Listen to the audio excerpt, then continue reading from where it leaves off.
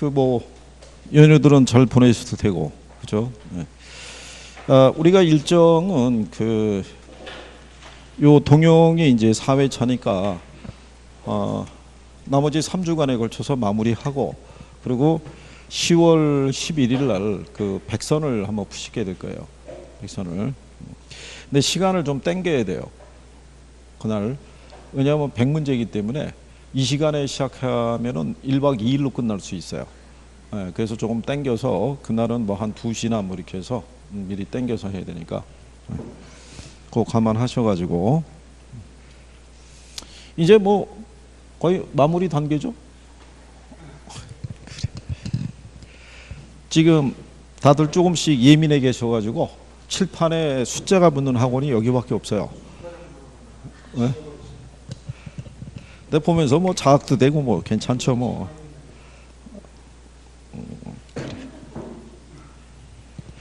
저 날짜만큼 이제 실력이 이제 그죠? 지금 정도의 실력이 저기 개수 정도는 돼야 되는데 저게 점수면 난리 나는 거죠. 그죠? 자, 그러면 지금 시점에서는 임박해 있으니까 본인들이 판단을 해보세요. 지난번에 말씀드렸지만 모의고사를 봐서 현재 50점대에 와 있으면 4개 정도만 더 올리면 돼요. 근데 현재 40점대 있으면 8개를 더 추가를 하셔야 돼요. 여기는 이제 희망이 보이죠. 한두 개라도 올라가면 조금 더 하면 돼 이렇게 되는데, 여기는 일단 2단계 넘어가서 다음 단계로 가야 돼요. 되게 타이트하잖아요. 그죠? 그러니까 지금은 저기 있는 얘가 최소한 이 정도 시간이 있는 걸로 활용할 수 있어야 돼요. 선택과 집중을 잘 하셔야 돼요. 지금은. 그러니까 지금은 잡다한 거를 많이 하거나 이럴 필요가 없고, 시험상에서 중요하다고 생각하는 애들이 있죠. 예, 그런 애들 위주로 정리를 잘 하셔야 돼요. 우리 거기 2회 보게 되면 1번에 이제 부동산학에 관련된 내용이 있죠. 예, 이거는 실전에서는 출제 빈도가 별로 없어요. 그러니까 가령 예를 들어서 10년 시험을 보게 되면 한 2번 정도 인용을 할까? 예, 그러니까 평상시에는 자주 인용하지 않는다라고 생각하시면 돼요. 이게 여러분들 시험에 그 목차를 보시면 부동산 개념인데 요 자체 개념에는 요것도 포함이 된다는 거죠. 이 부동산 학에 관련된 것도 한 번 정도는 물어볼 수 있다. 그러나 여기서 물어보는 개념은 주로 법률적, 경제적, 그 다음에 기술적, 요 3가지 개념을 중심으로 해서 거의 대다수 출제를 하고요. 이거는 이제 어쩌다 한 번 정도 이렇게 들어온다라고 생각하시면 돼요. 그래서 크게 중시하지 않으셔도 된다. 뭐 이렇게 보시면 되겠고요. 그래서 1번에서는 이제 틀린 부분이 부동산학의 연구 대상으로서의 활동과 현상은 부동산 관련된 모든 활동과 이제 현상이다라고 얘기를 했을 때요. 근데 요거는 시험에서 한번 나왔어요. 부동산학의 연구 대상은 뭐를 얘기한다? 부동산 활동과 현상이라고는 한번 출제를 한 거예요. 활동에 의해서 뭐가 발생이 되느냐면 현상이라는 게 도출이 돼요. 그죠? 그래서 여기는 뭐 크게 중시하지 않으셔도 되고요. 대신에 그리고 1번 문제에서는요, 답을 틀린 거 답 몇 번이에요? 이게 5번으로 놓으면은 이게 타클 들어갈 수가 있을 거예요. 이 부동산에 관련된 그 부동산학의 연구 대상으로서의 부동산 활동과 현상은 부동산과 관련된 모든 활동과 현상이라고 그랬을 때 그럴 수도 있고 그렇지 않을 수도 있는 거예요. 확대 함에 따라서. 그렇기 때문에 이걸 답으로 구성하기는 조금 무리가 있어요. 그래서 제가 볼 때는 1번에서는 5번을 답으로 인식하시기보다는 그냥 참고하는 정도, 그 정도로 보셔도 될 거예요. 자, 부동산 특성이 있을 때 부동산 특성을 물어볼 때요, 2가지로 나눠지죠. 그러면 토지의 특성이 있고요. 건물의 특성이 있는데 건물의 특성은 출제된 선례는 없어요. 그렇기 때문에 여기는 참고하셔도 되는데 토지 특성을 보면은 자연 특성이 있고 무슨 특성이 있어요? 인문. 그러면 여러분들에게 시험에서 기출을 보게 되면 주로 어디서 출제하겠어요? 자연 특성. 근데 자연 특성에서 보면 제가 여러분들에게 항상 이렇게 적어드린 거 기억하나요? 얘네 세 가지가 무슨 특성이라고 그랬어요? 얘네 세 가지가 주요 특성이죠. 네, 10년 동안의 답은 이 세 가지에서 주는 거예요. 세 가지에서. 그래서 얘가 주요 특성이라는 거예요. 그러면 개별성이라는 애가 있고 그 다음에 인접성이라고 있죠. 얘는 기타 특성이에요. 그러니까 여기 개별성하고 인접성은 부동성에서 파생된 거라고요. 그죠? 그래서 지문으로 쓰는 것도 여기까지밖에 안 써요. 개별성밖에. 그러니까 인접성에 대해서는 제목 말고는 출제한 선례가 없어요. 여기서 파생된 거고. 그래서 뭐를 중심으로 정리하시면 돼요. 이거 세 가지. 그러니까 내용을 한 번 더 들여다보면은 이 세 가지를 중심으로 정리하는 게 합리적이라는 거예요. 그렇죠? 근데 이제 여러분들에게 보시면요. 얘가 작년에 답으로 물어봤어요. 얘가. 그죠? 그리고 이때도 얘가 답이었어요. 그 다음에 얘가 26회하고 27회 때 나온 거예요. 이렇게. 그러면 최근에 나온 거를 보게 되면 이렇잖아요. 그러면 사람들의 예측이 어떻게 돼요? 이거 아니겠느냐? 그렇죠? 그렇지는 않은 거예요. 항상 출제자들은 이렇게 나가게 되면 분석을 할 거라는 걸 생각을 하죠. 그러게 되면 이것도 마찬가지예요. 영속성도 26회 때 나왔단 말이에요. 그럼 누가 예상하든지 간에 여기나 여기서 나오겠지 그랬는데 이게 한번 또 나온 거예요. 그럼 여기서 이제 부정성을 물어봤어요. 답으로 오지선다로 해서. 그러면 사람들은 그럼 얘 빠지고 여기가 되게 쉽겠지라고 생각했는데 얘가 한번 또 나온 거예요. 박스로. 그리고 다른 유관 시험에서 얘를 출제했어요. 간평사 시험에서는. 그렇기 때문에 돈다고 생각하시면 되는 거예요. 근데 어쨌든 간에 얘네 세 가지가 중점이에요. 그죠? 그러면 제목이 나오면 딱 구별할 수 있어야 돼요. 그죠? 거기 2번에 보시면 1번에 토지의 용도적 공급은 가능하기 때문에요. 어느 지역에 토지 수요가 급증하는 경우에 다른 지역에 비해서 신속하게 공급할 수 있다라고 얘기를 해요. 그죠? 근데 이제 이걸 이렇게 생각해야죠. 부증성으로 인해서 무슨 공급은 불가능해요. 이건 불가능해요. 그래서 이게 우리에게 주어지는 제약 조건이기 때문에 이거를 우리가 이 현상을 완화시키기 위해서 우리가 만들어낸 게 이거예요.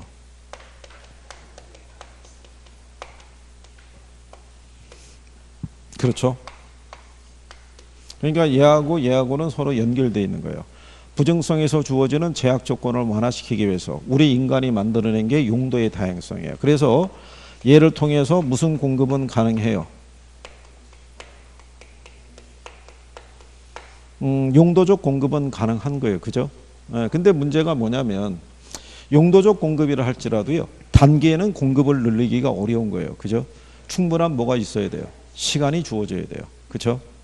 이해하시겠나요? 그래서 그 내용 정도까지 인식할 수 있으시면 돼요. 신속하게 공급할 수 있다면 틀리죠. 그래서 우리가 부동산 경기가 무슨 경기예요? 건축 경기죠. 건축 경기이기 때문에 지어서 들어오기까지가 시간이 많이 걸려요. 그래서 부동산 시장의 특성 중에 하나가 수급 조절의 곤란성이라고 그러죠. 부동산 시장에서는 수요가 증가하더라도 공급을 바로 늘릴 수 있어요, 없어요? 바로 늘릴 수 없는 거예요. 그죠? 그런 내용들이 다 연계되어 있다라고 봐야겠죠. 그래서 1번은 이제 그렇게 해서 틀렸다라고 보시면 되겠고, 그 다음에 이제 3번에 보시면요, 그 영속성으로 인해서 토지는 다른 재화에 비해서 가치 보존력이 우수하다고 그러죠. 가치 보존력이 우수하다는 얘기는 뭐겠어요? 얘가 영속성이라는 의미가 뭐예요? 영속성이라는 게. 영속성이라는 의미는요, 우리 인간이 아무리 토지를 사용하더라도 물리적으로는 걔를 줄어들게 할 수가 없다는 게 영속성이에요. 줄어들지 않으니까 다른 사람에게 임대도 줄 수 있는 거예요. 그 상태 그대로 내가 돌려받을 수 있으니까. 또 사용하면은 가치가 오히려 어떻게 돼요? 높아지죠. 자연적인 상태의 토지를 우리가 개간을 해가지고 농지로 만들었으면 가치가 올라갈 거고, 걔가 만약에 택지로 전용했었으면 가치는 더 올라갈 거예요. 그죠? 그러면 자연 상태로 방치한다고 해서 그 가치가 훼손되는 건 아니죠. 뭐랑 똑같겠어요? 금이나 다이아몬드랑 똑같은 성질이라는 거예요. 그래서 가치 보존력이 우수하기 때문에, 그래서 많은 사람들이 어디에 집착하는 거예요?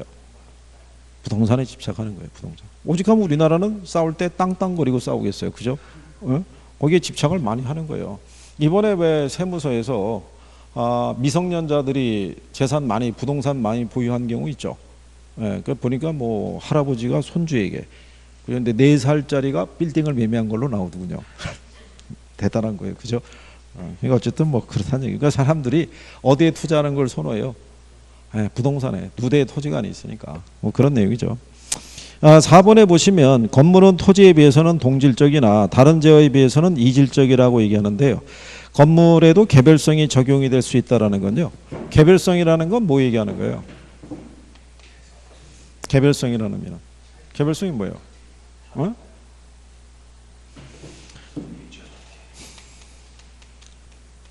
물리적 측면에서 토지는 다른 토지와 뭐 할 수 없다라는 거예요. 대체할 수 없다고요. 그죠? 왜 다른 토지하고 대체할 수 없어요?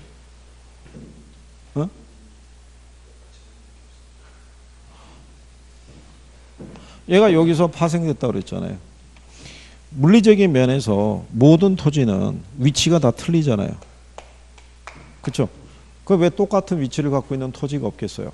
움직이지 못하니까. 그렇죠? 근데 이거는 모두 똑같이 적용할 수 있어요. 여기 건물이 들어서잖아요. 그죠?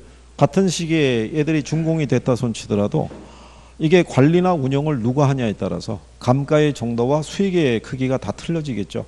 그래서 개별성이라는 것은 토지 외 건물이나 기타 개량물에도 적용이 가능하다라고 해서 여러분 시험에 이미 출제한 거죠. 그러니까 그렇게 구별하시면 되겠고요.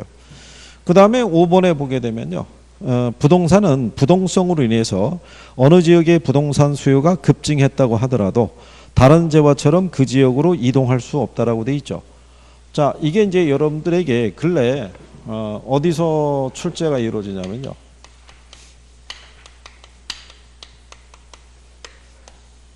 부동산 시장을 물어볼 때요. 요즘 얘하고 비교해서 물어봐요. 뭐하고요? 완전 경쟁 시장. 자, 완전 경쟁 시장이라는 거는 현실적으로 존재하지 않는 시장이에요. 그죠? 이거는 경제학자들이 만들어낸 이상적인 시장인데 완전 경쟁 시장이 성립하기 위해서는 구비돼야 될 조건이 있어요. 그죠? 조건이 한 몇 가지 있어요. 조건이 몇 가지? 학개론에서 모르면 몇 가지?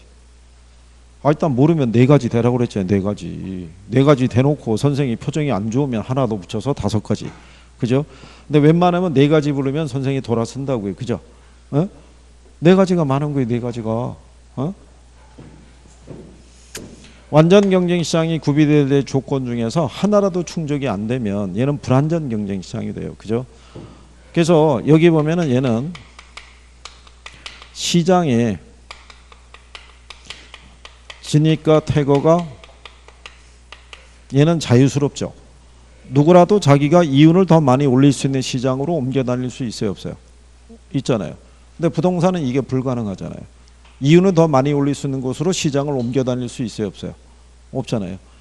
이 도시에서 여러분들이 부동산을 갖고 있는데 걔를 짊어지고 강남으로 들어가면 당연히 더 많은 이윤을 올릴 수 있어요, 없어요?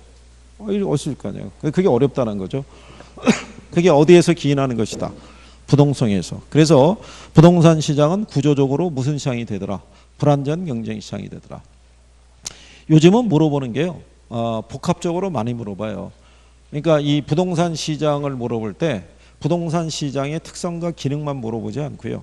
완전 경쟁 시장의 비교도 물어보고요. 모두 집어넣고요. 효율적 시장에 대한 것도 집어넣고요. 그 다음에 주택 금융 시장이 있죠. 이런 애들도 같이 집어넣고 물어봐요. 또 경제학의 수요와 공급 이론도 같이 집어넣으니까 그런 거를 잘 염두에 두셔야 돼요. 그죠? 자, 그런 내용이고요. 3번에 보면은 중심지 이론이라고 있죠. 예. 크리스탈라의 중심지 이론이라고 했을 때 그럼 우리가 중심지는 뭐를 중심지라고 그래요?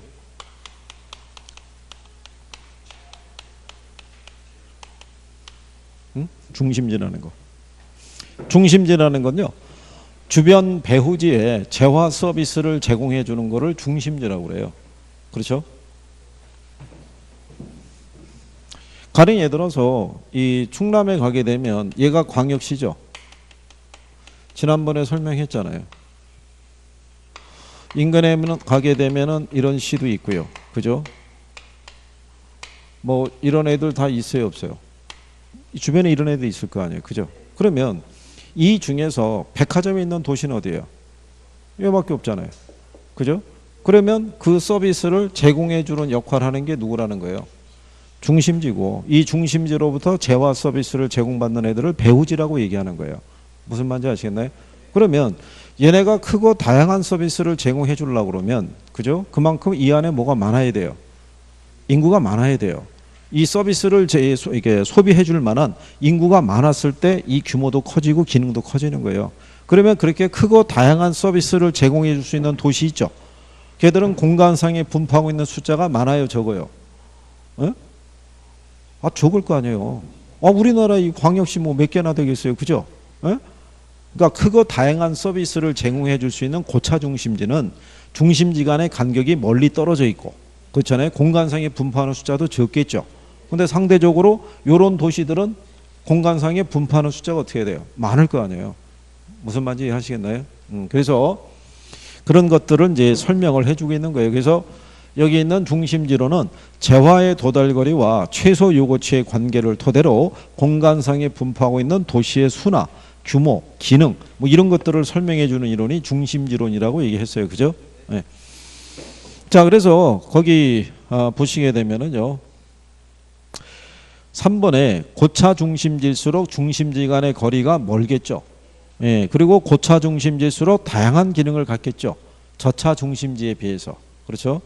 그리고 중심지가 성립하기 위해서는 최소 요구치보다 재화의 도달 범위가 커야 된다라고 해놨죠. 이해하시겠나요? 그러니까 이런 거예요. 여기 백화점이 있죠. 백화점이 하나 들어서려고 그러면요. 고객 인구가 한 30만 이상은 돼야 돼요. 최소한. 30만 미만이 되면 백화점이 유지되기 어려운 거예요. 백화점 하루 매출이 얼마나 되겠어요? 평균적인 매출이. 그게 한 몇 년 전 얘기인데, 그 모 드라마에서 그 재벌 3세 있죠. 20대 젊은 친구가 여자친구를 만난 거예요. 그러니까 걔한테 뭔가 특별한 어떤 이벤트를 해주고 싶었는데 자기 할아버지가 갖고 있던 백화점이 있었어요. 그 걔를 하루 쉬게 한 거예요. 백화점을 하루 쉬게 하고 그날 하루 자기 여친 손을 잡고 걔만을 위해서 쇼핑을 쫙 한 거예요. 그죠? 현실적으로 그런 거 있어요. 백화점에서는 VVIP 고객을 위해서 백화점 쉬는 날이 있죠. 다른 시간 별도로 시간에서 그 사람들만 와서 구매할 수 있게끔 해요. 그게 그래서 그 백화점 어쨌든 하루 쉬었잖아요. 그래갖고 어느 시간 많은 기자가 그걸 또 조사한 거예요. 백화점 하루 매출이 얼마나 될까? 하루 쉬면 얼마나 손해가 날까? 그때 나온 평균치가 6억에서 7억이에요. 하루 매출이. 그렇잖아요? 그럼 하루에 6억에서 7억의 매출이 발생하려고 그러면 주변에 고객이 얼마나 있어야겠어요? 최소한 30만 이상은 있어야 되는 거예요. 그러니까 30만 이상이 안 되면 백화점이 안 들어간다고 봐야 돼요. 그러면 이렇게 생각할 수 있죠. 우리 도시는 30만인데 왜 없어? 어떻게 저스트에 맞춰서 들어가냐고요. 그죠? 그 최소한 현실적으로는 인구 50만 이상은 돼야 돼요. 그래야지 백화점 하나 들어가는 거예요. 그죠? 저기 세종시가 인구 한 30여만에 육박하는데 백화점 없어요. 그죠? 천안 인구 한 50만 넘어가니까 백화점이 있는 거예요. 여기 당연히 백화점이 있어요, 없어요? 있잖아요. 하나만 있는 게 아니잖아요. 그렇죠? 그런 거라는 거예요. 그렇죠? 그러면 얘는 여기 있는 고객들만 확보해도 충분히 유지할 수 있어요, 없어요? 할 수 있을 거 아니에요. 근데 여기는 백화점이 없죠. 그럼 여기까지 뭐 하고? 교통비를 지불하고도 오잖아요. 그러면 여기서 제공되는 서비스가 이 사람이 필요로 하는 최소 요구치 있죠. 그 인구수보다 이 범위가 더 넓잖아요. 그러면 이 기능은 점점 더 성장할 수 있어요, 없어요? 있다는 얘기예요. 그래서 중심지가 성립하기 위해서는 재화의 도달 범위 내에 뭐가 있어야 돼요? 최소 요구치가 있어야 된다고 얘기를 해요. 그리고 이제 1번 지문 같은 경우 있죠. 고차 중심 지수로 소비자의 이용 빈도는 낮다라고 그랬잖아요. 꼭 현실적으로 그렇진 않아요. 이게 요즘 뭐가 많이 발달돼 있어서 교통이 제가 그때 수업할 때 얘기했잖아요. 이거 기억하시죠? 이거 만들어낸 이유가 뭐겠어요? 이거 서울에 거주하고 있는 사람들이 여기에서만 그 소비하지 말고 이거 타고 지방으로 내려가서 지방에서 소비 좀 하라고 이거 만들어 놓은 거예요. 그러니까 아침에 출발해 갖고 부산에 도착해서 광안리나 이런 데 가서 회 한 사람 먹고 그리고 저녁에 다시 올라오는 뭐 이런 구도를 유도했는데 지금 역전 현상이잖아요. 지방에 있는 사람들이 어디로 가요? 서울로 오는 거 이거 타고 주로 어디 간다고? 병원 간다고. 그래서 서울에 있는 종합병원 가겠다고 저거 타고 수시로 왔다 갔다 해요. 그죠? 그렇기 때문에 그 1번 지문은 그냥 일단 참고하셔도 된다. 뭐 그런 얘기예요. 이대로 나가면은 약간 시비 붙을 수도 있어요. 그죠? 내가 얼마나 저기 서울하고 자주 왔다 갔다 하는데 뭐 이렇게 나오면 또 곤란하잖아요. 그죠? 2번에 보면 중차 중심지가 포용하는 저차 중심지의 수 있죠. 고차 중심지로 갈수록 분포도가 늘어난다 그러면 틀리죠. 그렇죠? 동네 슈퍼 있죠. 요즘 뭐 많이 줄어들었는데 동네 슈퍼를 서울에 도심 있죠. 네, 도심에 가면은 동네 슈퍼 찾는 게 쉽다 어렵다? 어려워요. 지금은 물론 편의점으로 대체가 됐지만 이게 동네 슈퍼에서 파는 상품의 가격은 싸요 비싸요? 싸다고요. 아무리 박리담이더라도 그거 팔아갖고는 임대료 내기 힘들어요. 그래서 요즘 추세가 뭐예요? 강남 대로변이나 이런 데 가게 되면 업종이 바뀐다고 그러죠. 뭐를 이기지 못해서. 임대료 이기지 못해서. 이번에 참 무슨 뭐 연예기획사 뭐 이렇게 뭐 거기 전 대표했던 사람이 뭐 검찰 왔다 갔다 하고 뭐 그런 데 있죠. 걔네도 명동에 그 식당이 있다고요. 근데 걔네 철수했다는 얘기잖아요. 왜 철수했겠어요? 임대료가 비싸서. 그러니까 그거 팔아갖고는 유지가 안 되는 거예요. 무슨 말인지 아시겠죠? 그래서 3번은 그래서 2번이라고 이렇게 보시면 되겠고요. 그래요. 뭐 2번, 3번은 뭐 무난하게 하고 이제 4번을 보시면 되겠죠. 수의 변화하고 수의 곡선의 이동에 관한 설명으로 틀린 거를 물어봤어요. 그죠? 자, 그러면 우리 지난번에 한번 해본 거죠. 얘는 하여간 끝날 때까지 화두예요. 그죠? 이거 일찍 좀 정리해 놓으라니까. 그렇잖아요.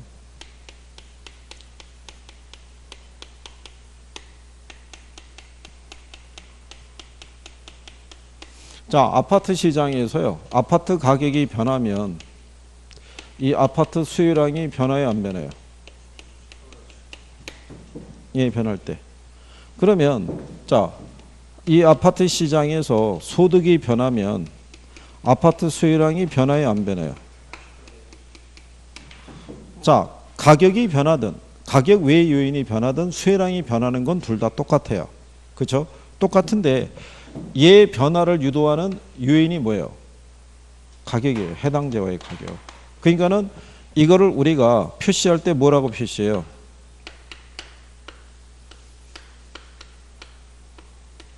얘가 이렇게 가격이 상승하면 여기 있는 요 아파트 수요량이 줄어들겠죠. 그렇잖아요? 근데 요거 줄어든 거는 뭐가 변한 거예요? 가격이. 그러니까는 어디서 변하는 거예요? 수요 곡선상에서 이렇게 변화되겠죠. 그죠? 요게 쭉 풀어 쓰게 되면요.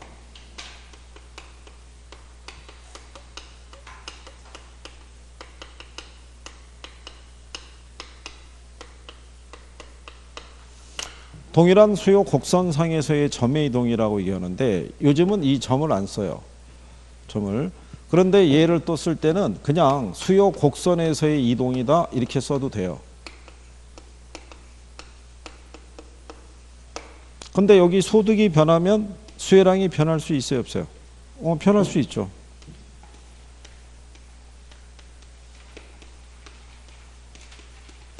가격은 그대로인데 소득이 증가하면 아파트의 수요량이 이렇게 늘어날 수 있어요, 없어요? 늘어날 수 있잖아요. 근데 얘는 그대로잖아요. 그러니까 이 변화를 표시해주기 위해서 우리가 선을 하나 그린 거잖아요. 그죠? 그러면 얘가 변해서 얘가 변할 때는 뭐가 이동하겠어요? 네, 이 곡선의 이동을 갖고 오는 거예요. 그러면 얘하고 보면은 글자에서 요 차이잖아요. 그죠? 이러면 너무 좀 심하지 않느냐? 그래가지고 여기까지는 표현을 써주더라고요. 곡선 상에서 이동으로. 그러니까 옛날에는 그냥 곡선에서 이동으로 썼다가 좀 심하다고 보고 점을 등장했다가 너무 그러면 뚜렷하지 않느냐. 그래가지고 점은 빼고 곡선상에서 이동까지는 표시하는 거예요. 요건은 기본적으로 구별을 해줄 수 있어야 돼요. 그렇죠? 자, 근데 이제 거기 보시면 4번에 3번을 보면요. 다른 조건이 일정하고 장래 가격이 상승할 것으로 예상하는 경우에 수요 곡선은 좌하향으로 이동하나 공급 곡선은 우하향으로 이동한다라고 해놨어요. 그죠? 자, 가격이 상승할 거라고 예상이 되면 수요는 어떻게 돼요? 수요는 증가하죠. 공급은?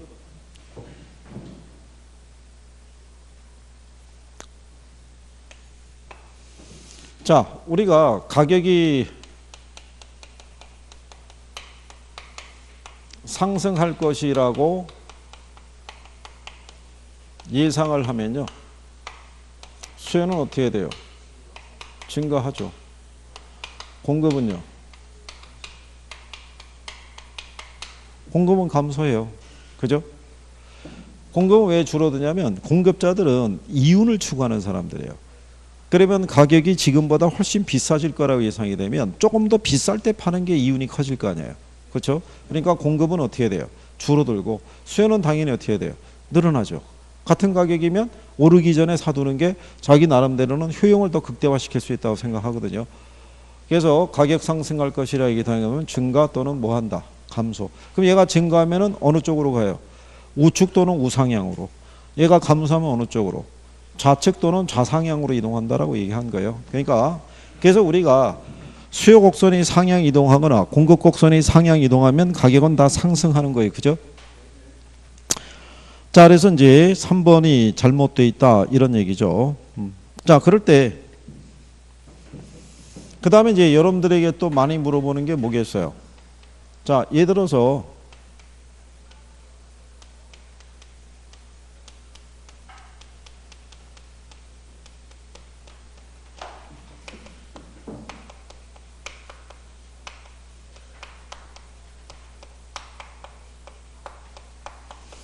자, 대체재가 가격이 하락하면 해당 재화의 수요는 늘어나요? 줄어들어요? 어? 이거 감소하죠? 어? 아니, 얘가 지금 가격이 뭐 한 거예요? 올리고당의 가격이 하락하죠? 그럼 올리고당의 수요가 어떻게 돼요? 늘어날 거 아니에요? 그러면 얘가 유사한 애가 설탕이겠죠? 그럼 설탕 수요가 어떻게 돼요? 줄을 거 아니에요? 그죠? 얘네들이 일단 뭐가 같아요? 효용이 같잖아요. 값만 내는 건 둘이 똑같을 거 아니에요? 그죠? 그러면 아파트가 있고 여기 만약에 오피스텔이 있었을 때 같은 이제 우리가 주택이라고 가정할 때 얘가 가격이 하락하면 얘 소비가 늘고 상대적으로 가격이 비싼 얘 소비가 어떻게 돼요? 줄어들 거 아니에요? 이건 기본으로 꼭 항상 정리가 돼 있어야 돼요.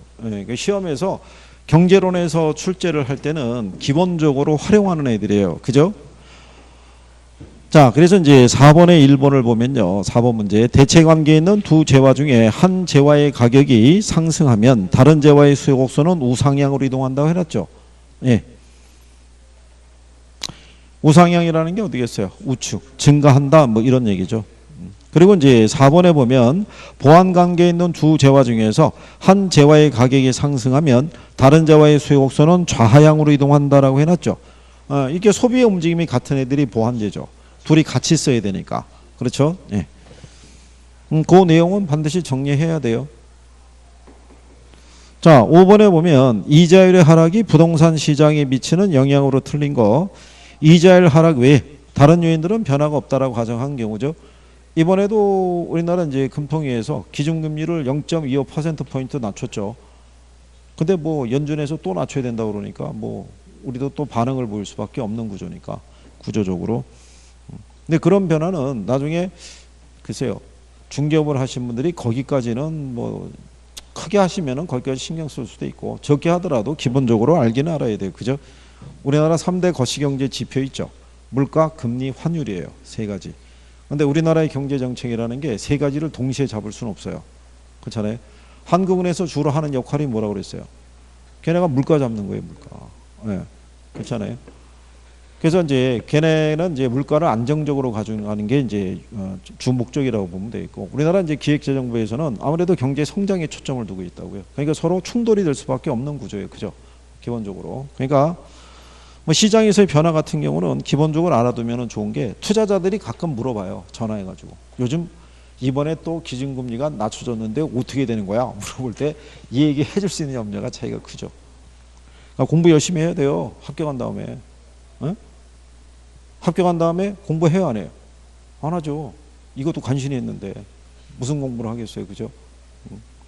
자, 5번에 보면요, 이자율이 하락하면 틀린 거 물어봤을 때요, 1번에 보시면 전세금의 기회비용이 하락하면서 전세 수요가 감소한다라고 얘기를 하죠. 전세금의 기회비용이 하락하면서 전세 수요가 증가하죠. 예, 대신에 전세 공급은 줄어들고 월세 공급이 늘어나죠. 그죠? 그러니까 전세금의 기회비용이라는 게 뭐 다른 건 아니고요. 그냥 우리가 그냥 산술적으로 얘기해 본다 그러면, 원래 내가 전세 들어가면요, 보증금이 2억이래요. 근데 이거를 보증금은 얼마만 넣고요, 1억만 넣고 월 예를 들어서 50만 원에 반전세 뭐 이런 식으로 들어갈 수도 있을 거 아니에요, 그죠? 근데 만약에 시장에서 금리가 만약에 몇 프로라고 하면 1억에 7%면 얼마 나오겠어요? 700 나올 거 아니에요, 그죠? 예, 그러면 내가 임대료 내는 거하고 따져봐야겠죠. 500에 1년치 하면 600이라고요. 근데 1년에 이자가 700이라고 그러면 이걸 내가 반전세로 들어가고 나머지는 은행에다 보증금 넣고 이자를 얻는 게 훨씬 이득이 될 수 있어요, 없어요? 있을 거 아니에요. 근데 이자율이 어떻게 돼요? 하락하면, 하락해서 뭐 한 5%, 4% 떨어졌다 그러면 굳이 이렇게 반전세 들어갈 일이 없잖아요. 차라리 그냥 보증금 다 집어넣고 그냥 전세로 살고 있는 게 훨씬 낫다는 얘기죠. 그렇죠? 예, 그래서 이자율이 하락하게 되면 전세금을 운영해서 발생할 수 있는 수익적인 구조가 나아지질 않기 때문에 뭐 그런 논리로 인식하시면 돼요. 예전에 딱 한 번 출제한 선례가 있어요. 요거 가지고 아주 오래전에. 예, 그리고 그 이후로는 등장한 적이 없어요. 그래서 거기 4번에 보시면 전세금의 운용 수익이 줄어들면서 월세 공급이 어떻게 돼요? 증가한다라고 얘기하잖아요. 그러니까 임대업자들은 뭐로 전환시키는 거예요? 월세 또는 반전세 이런 식으로 돌려버리는 거예요. 무슨 말인지 아시겠죠? 그 다음에 이제 5번에 가면요, 일반 사업자들의 부동산 공간 서비스에 대한 수요가 증가한다라고 얘기하잖아요, 그죠? 근데 결국 이 사업자들이 뭐 얘기하냐면 이제 임대사업자 이런 사람들이죠. 이게 보니까 사람들이 전세 많이 찾는데 전세 물량이 부족하게 되면 월세라도 들어가지 어떡하겠어. 그러니까 이때 임대 사업해야지 돈이 되겠구나. 또 이렇게 들어오기도 한다고요. 그러니까 그런 경우라고 보시면 되고. 뭐 높아심에서 하는 얘기지만 문제는 다 풀어봤겠죠. 그래요. 자, 그 다음에 이제 6번에 가시면요, 주택 투자의 기간별 현금 흐름이 다음과 같을 때 틀린 거를 물어봤어요, 그죠? 자, 여러분들이 거기 보시게 되면은 1기의 소득 이득률이 10%라고 해놨죠. 네. 1기의 기초 구입 가격이 얼마예요? 1억이잖아요. 기말의 순영업소득이 1,000만 원이죠. 예. 그러니까 내가 초기에 투자한 돈 대비 순영업소득의 크기로 소득 이득을 우리가 측정하는 거예요.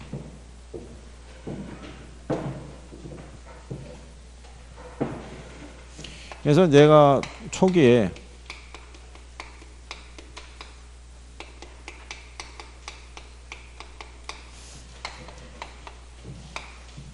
내가 이제 기초에 투자한 금액이 1억 원이고요. 기말의 순영업소득이 얼마라는 얘기예요?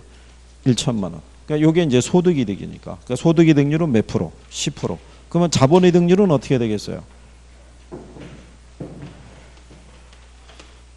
이게 원래 이제 총투자액이라는 게 초기 투자액을 얘기하는 거죠. 그죠? 네. 그 다음에 기간 말에 발생한 가치하고 기간 초이 있잖아요. 요거 빼면은 자본이득을 우리가 계산할 수 있어요, 없어요? 있죠. 내가 기간 초에 투자한 게 얼마예요? 1억. 근데 기간 말에 얼마가 된 거예요? 6천이 됐잖아요. 그죠? 그러면 6천과 5천의 차이가 얼마예요? 1000이잖아요. 그러니까 5분의 1이니까 몇 프로? 20%. 그럼 자본이득률은 몇 프로? 20%. 그죠? 아, 1억 원인데 60%는 6천만 원이니까 마이너스 얼마? 아, 이게 제가 잘못 봤네. 1억이고 기간 말에 얘가 6천이고 내가 투자한 게 얼마? 1억. 그러면 마이너스 얼마가 돼요? 4천. 그러면은 마이너스 몇 프로? 40% 이렇게 나오겠죠. 자, 근데 이제 2기의 종합수익률이 37.5%라고 그러니까 2기를 보면은 기초평가 가격이 6천이죠. 기말의 순영업소득이 얼마예요? 1,000이고 기말의 평가 가격이 얼마라는 거예요? 8천. 그러면 기말의 1,000, 기말 평가 가격이 8천이니까 전체적인 소득이 3천이라는 얘기잖아요. 그죠? 그러니까 6천에 3천이니까 50%뭐 이런 개념이라는 얘기죠. 6번 문제도 한번 냈어요. 여러분 시험에. 1기하고 2기 계산하라고. 이게 예전에 15회 때 나왔던 거예요. 그래서 15회 때는 계산 문제도 지금 여러분들이 풀어도 1분 안에 풀기는 힘든 문제들도 덜어 있어요. 그 안에. 그래서 지금은 그 수준까지는 언급이 안 된다라고 보시면 돼요. 그 수준까지는. 다인 거죠? 그죠?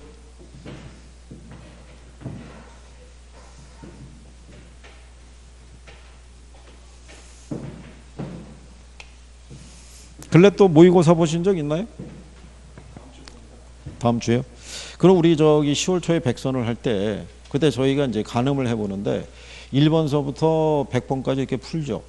네, 1번서부터 답이 쭉 나올 때 정답률이 한 85% 나와야 돼요.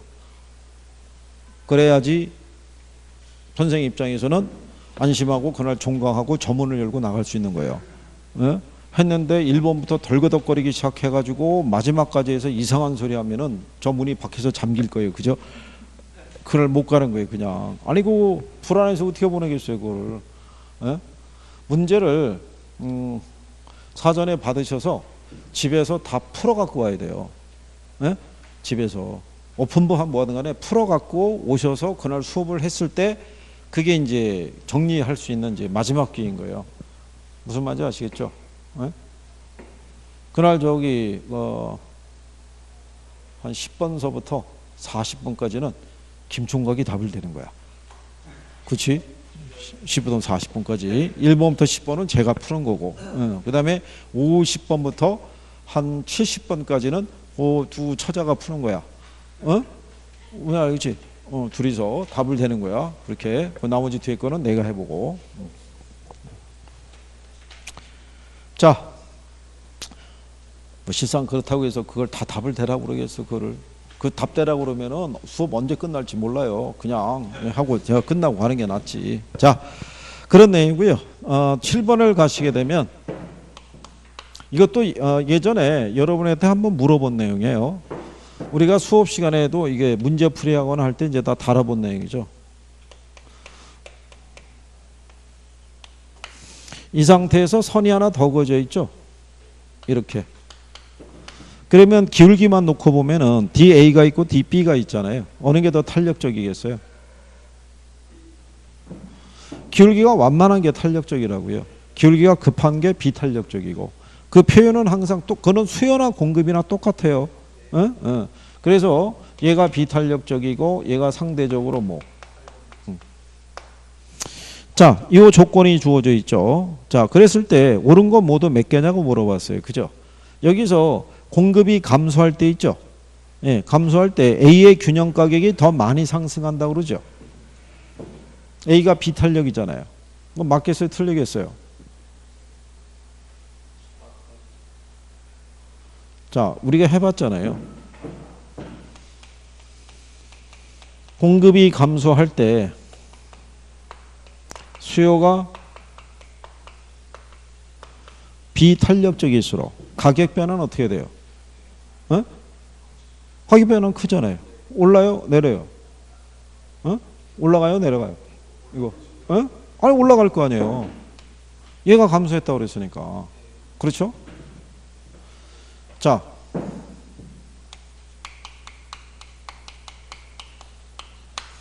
초과 수요 상태가 되면 가격은 어떻게 돼요? 상승할 거 아니에요. 자, 부동산 시장에서 초과 수요 상태가 발생할 때가 언제예요? 자, 초과 수요가 발생하면은 균형 가격이 상승한다고요. 그죠? 그래서 여러분 시험 문제 보면 다음 중에서 균형 가격이 상승하는 요인에 해당되지 않는 걸 고르시오. 뭐 이렇게 물어보잖아요. 이 경우는 어떨 때요? 초과 수요가 발생할 때는. 얘가 증가하거나 뭐가? 공급이 감소하거나. 그죠? 여기 공급이 어떻게 돼요? 감소했다는 얘기는 무슨 상태? 초과 수요. 그럼 가격은 어떻게 돼요? 상승하는데 얘가 비탄력이면 더 상승할 거 아니에요. 그죠? 가격 변화가 얘가 크다고 그랬잖아요. 대신에 비탄력적이니까 양의 변화는 커요, 작아요?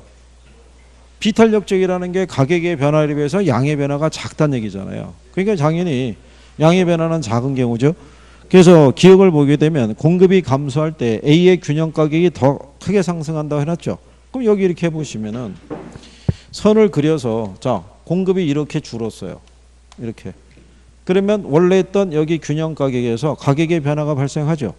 근데 비탄력적인 애는 여기까지 올라가잖아요. 근데 탄력적인 애는 여기까지만 상승하잖아요.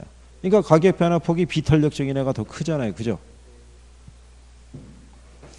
그 다음에 니은에 보면 공급이 증가하는 경우에 B의 균형량이 더 많이 증가한다라고 해놨죠. 그렇죠? 그럼 B가 뭐예요? 탄력적이잖아요.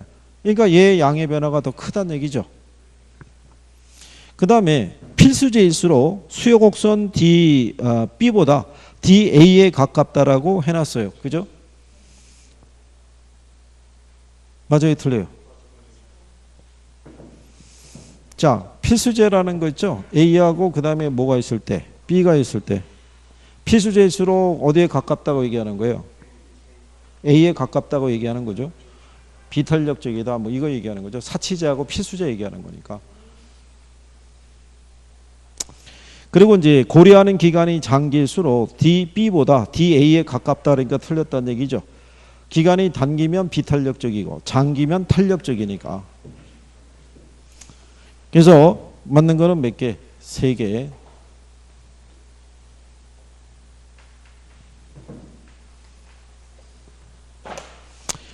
그 다음에 8번에 보시면은 부동산은 지리적 위치의 고정성, 이질성, 내구성 등 물리적, 경제적, 제도적인 특성 때문에 부동산 시장은 일반 재화시장과는 다른 고유한 특성을 갖고 있다. 다음 중에서 이제 틀린 거를 물어봤어요. 그죠? 근데 그거는 뭐 시험에서 우리 그때 수업 시간 할 때 이렇게 설명했어요. 부동산 특성을 나누면 1분법, 2분법, 3분법으로 나눌 수 있다고 그랬죠. 그래서 1분법은 자연 특성으로, 2분법은 자연 특성하고 인문 특성으로, 3분법은 물리적 특성하고요. 그 다음에 경제적 특성하고 그 다음에 뭐 제도적인 특성 이렇게. 그래서 인문 특성을 이렇게 두 가지로 나눈 거예요. 두 가지로. 그럴 때 요 경제적 특성이 있죠. 그러니까 물리적 특성 안에 있는 게 뭐냐면 부동성, 부증성 이런 거 얘기하는 거고요. 경제적 특성 안에 들어가 있는 게 뭐가 있냐면 내구성이라든가 고가성이라든가 이런 애들이 이 경제적 특성이 있는 거예요. 그 세분한 것에 지나질 않아요. 이게. 그래서 뭐 특별한 뭐 저기를 가지실 필요는 없다. 이렇게 보시면 되겠고요. 거기 보면은 부동산은 지리적 공간하고 결부되어 있기 때문에요. 위치에 따라 여러 개 무슨 시장으로 나눠져요? 부분 시장. 이렇게 나눠지면서 시장에 독점적인 성격, 독점적인 소유권을 갖고 있는 사람들이 생겨날 수 있겠죠. 그러면 그 사람들은 자기가 소유한 부동산의 위치에 따라 같은 동네에서도 서로 다른 호가를 낼 수 있어요, 없어요? 매도 가격을 낼 수가 있겠죠. 그래서 부동산은 여러 개의 하위 시장으로 구성이 되어 있고, 그래서 부분 시장별로 수요 공급 관계도 다 틀리고 시세도 다 틀리게 나오는 거예요. 이게 일반 재화 시장하고는 다른 성격을 갖고 있는 거라고 생각하시면 돼요. 그죠? 자, 그랬을 때 거기 보시면 5번에 이자율 하락과 같은 이제 금융비용에 저하는 공급자 비용을 증가시킨 게 아니라 감소시키겠죠. 그래서 공급을 늘리게 하는, 감소가 아니라 늘리게 하는. 이것도 여러분 시험에 한번 답으로 유도했던 적이 있어요. 지문상에서.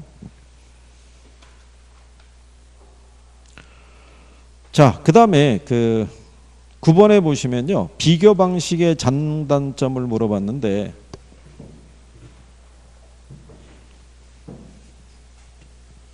이게 이론으로 나온 지는 꽤 오래됐어요. 3방식에서 이론은 근래 거의 잘 안 물어본 거예요. 그죠? 예. 자, 그러면 기본적인 걸로 비교 방식이 있죠. 감정평가 규칙상에서는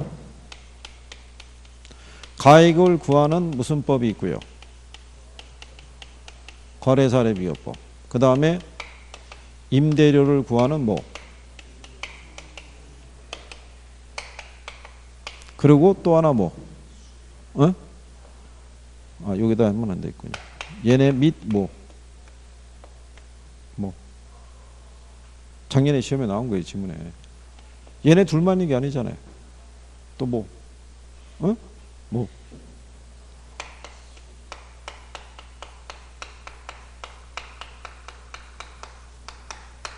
이렇게 들어가 있는 거예요.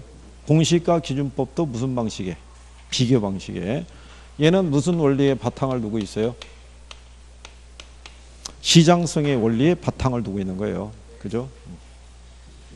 그래서 시장에서 거래된 사례하고 비교해서 거기에 준하는 가격을 구하는 거예요. 그죠? 그게 무슨 방식이다? 비교 방식이에요. 그런데 비교 방식이나 원가 방식이나 지난 시간에 설명해 드렸지만 걔네는 자료가 과거에 있어요. 과거. 그죠? 왜냐하면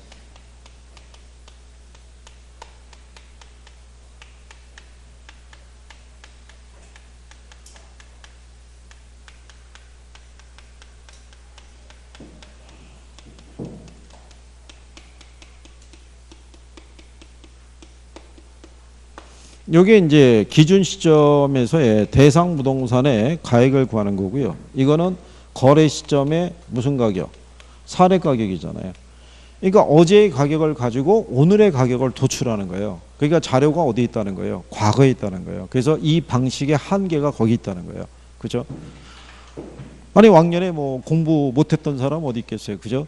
왕년에 집에 금송아지 없던 사람이 어디 있겠어요? 다 있었던 얘기죠. 그죠? 근데 그거는 과거일 뿐이라는 얘기예요. 그러니까 과거를 가지고 현재의 가치를 도출한다는 거는 쉽지 않다는 얘기죠. 그래서 거기 보면 3번에 사례 가격은 과거의 가격으로서 부동산 가치 평가의 가장 이론적인 방법이다. 그래서 틀린 거예요. 3방식 중에서는 가장 부동산 가치 개념에 부합되는 방법이 뭐라고 그랬어요? 그게 수익 환원법이에요. 수익 방식. 부동산의 가치는 장래에 기대되는 편익의 현재 가치죠. 그죠? 네, 수익 방식에서 구할 때 기초가 되는 순수익이 미래 수익이에요. 미래 수익. 기준점으로부터 향후 1년간 발생할 것이라고 예상되는 수익을 현재 가치로 환원하는 거. 그래서 부동산 가치 이론에 가장 부합되는 것은 수익 방식의 논리라고 생각하시면 돼요. 자, 그래서 이제 그런 내용을 구별하시면 되겠고요. 대신에 이제 그 비교 방식에서 나중에 이거 보정 들어가는 것 있잖아요. 나중에 알려드리면 요거 계산을 만약에 유도하면요. 요거 보정하는 걸 딱 3개밖에 안 줘요.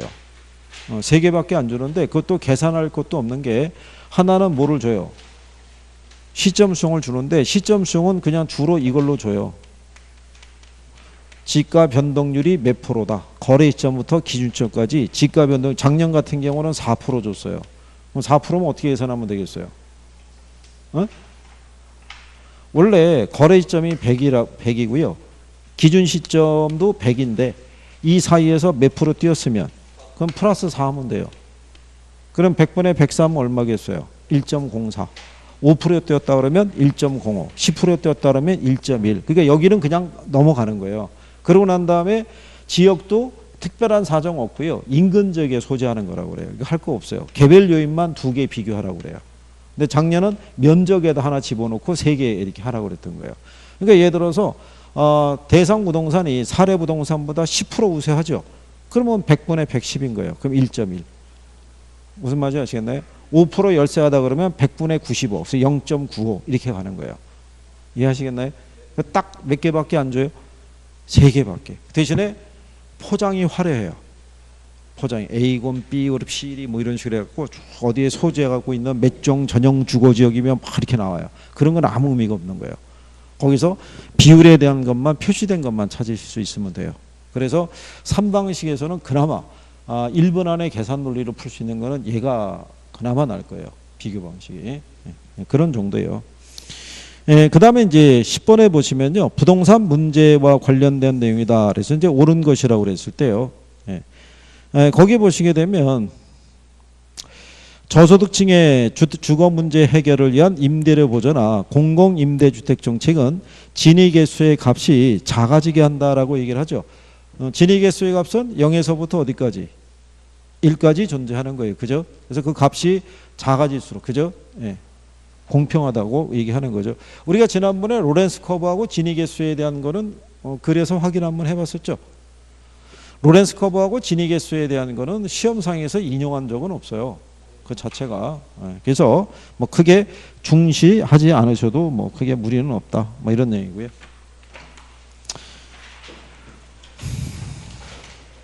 그 다음에 뒤로 넘어가시면 11번에 공공재에 관한 설명 중에서 틀린 거 물어봤어요. 자, 공공재라는 거는 비경합성과 비배제성이라는 특성을 가지고 있죠. 거기서 비가 빠지면 맞아요, 틀려요? 틀리는 거예요. 지금까지 공공재가 여러분 시험상에서 단독으로는 2번 나왔고요. 그리고 여러분 또 시험상에서 공공재하고 외부 효과를 묶어서도 한 번 냈어요. 그죠? 네. 그러면 공공재의 생산을 시장기구를 통해서 생산을 유도하면 항상 무슨 생산에 문제가 발생해요? 그렇게 나오면은 좋겠죠. 기존에 아니 그렇게 냈어요. 그래서 얘는 비경합성 때문에 공공재를 시장에 공급하면은 무슨 소비가? 공동소비가 가능하고요. 비배제성 때문에 무슨 문제가 존재해요? 예, 무임승차자 문제가 존재하고 이로 인해서 시장기구를 통해서 소비의 선호도를 조사해서 생산을 유도하게 되면 항상 무슨 생산에 문제가 있다? 과소생산. 그래서 이게 2번 나온 거예요. 과대생산이라고. 적정한 양이 생산이 되고 있다. 이렇게 해서. 그래서 대부분 공공재를 공급하기 위해서는 누가 개입하는 경우가 많아요. 정부가 시장에 개입하는 경우가 많고요. 공공재를 공급하는 과정에서 뭐를 유발할 수 있어요? 외부 효과를 유발할 수 있는 거예요. 이거를 반드시 정해입 효과라고 단정할 수는 없어요. 이거를 공급되어지는 과정에서 다수의 이익을 위해서 또 소수가 또는 개인이 피해를 볼 수도 있어요, 없어요? 그럴 수도 있다고요. 그렇기 때문에 그런 요건으로. 그래서 여기도 똑같은 거예요. 11번도 보시면은 이번에 공공재는 외부 효과를 발생시키는 경우가 많고요. 소비의 비배제성이라는 것은 공공재를 소비하면서 거기에 대한 대가를 지불하지 않는다 해서 소비로부터 배제당한다, 안 당한다? 안 당한다라고 얘기했어요. 그죠? 우리 지난번에 에어컨 예를 들고도 설명한 거예요. 그죠? 그래서 거기 4번에 보시면요. 비배제성으로 인해서 공공재의 생산을 시장에 맡길 때 과다하게 생산이 되는 경향이 있다는 게 틀리겠죠? 항상 부족해요. 원래 경제학자들은 정부의 시장 개입을 극도로 싫어한다는데 그 사람들이 예외적으로 인정해 주는 게 공공재라고 그랬었죠. 시장 기구를 통해서는 생산이 어려우니까. 그렇죠? 그래서 그렇게 구별하시면 되겠고. 자, 그 다음에 12번에 보시면 개발권 양도제 나와 있죠. 개발권 양도제 하면은 생각나는 제도가 뭐 있어요? 어?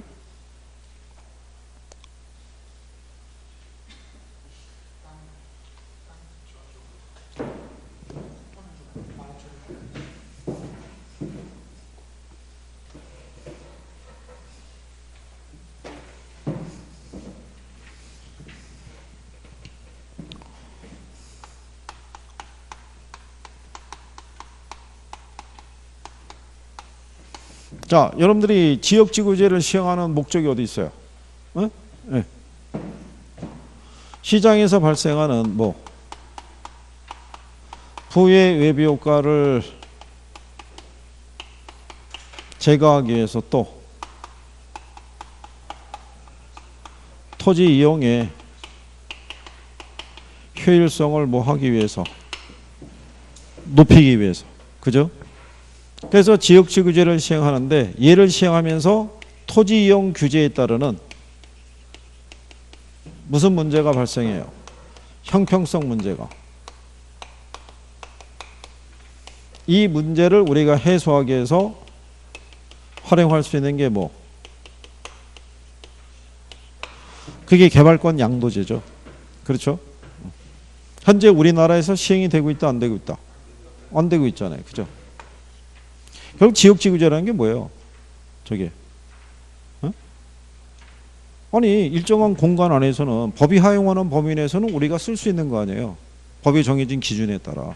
그죠? 그래서 여러분들이 알고 있는 일정 전용 주거 지역이 있죠. 뭐를 중심으로 해서 조성을 해야 돼요? 어? 어? 아니, 단독주택 중심에 양호한 주거 환경을 보호하기 위해서 지정한 것이 일정 전용이잖아요. 공동주택이 2종이고. 그래서 주거지역 그 주변에 가면은 일종 이종 근생이 있어요, 없어요? 아, 있을 거 아니에요, 주변에. 아니, 그럼 주택만 딸랑 있냐고요, 주택만. 주변에 가면 상가 들어가 있어요, 안 들어가 있어요? 다 있을 거 아니에요? 그 필요한 거 거기를 이용하고 그럴 거 아니에요? 아니, 그러면 애들 학원 보낼 때 버스로 한 2시간 걸려서 보내냐고요, 그게. 주거 인근에 있지, 다. 우리나라랑 일본이나 구조가 여기 상업지구 있으면 상업지구로 둘러싸고 주거가 있다고요, 그죠? 그래야지 살 거 아니겠어요, 그죠? 어제 무슨 일이 있었어요? 어저께?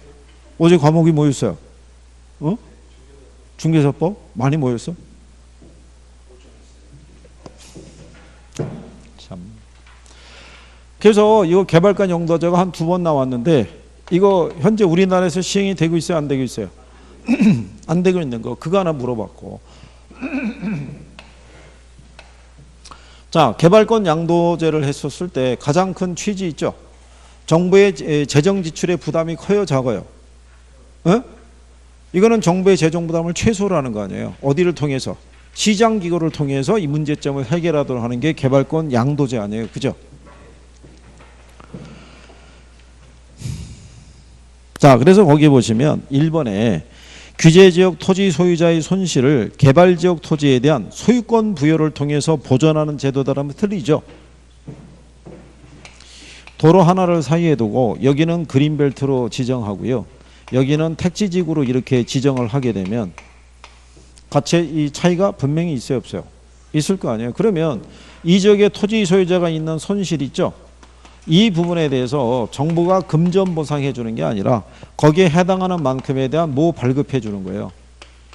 예, 개발권을 발급을 해줘서 이거 가지고 자기가 이쪽에 와서 직접 개발하거나 아니면은 이쪽에다가 개발권을 판매를 해서 자기가 입는 손실을 우리가 보전하도록 하는 게 개발권 양도제라는 얘기죠. 소유권을 부여한다면 틀리겠죠. 예, 그게 여러분 시험에 나왔을 때 답으로 한번 유도된 거예요, 그게. 그래서 거기 보시면 4번에 규제지역 토지 소유자의 재산상의 손실을 시장을 통해서 해결하는 제도다 그러면 맞는 표현이 되겠죠. 네, 그러니까 그렇게 정리하시면 되겠고요.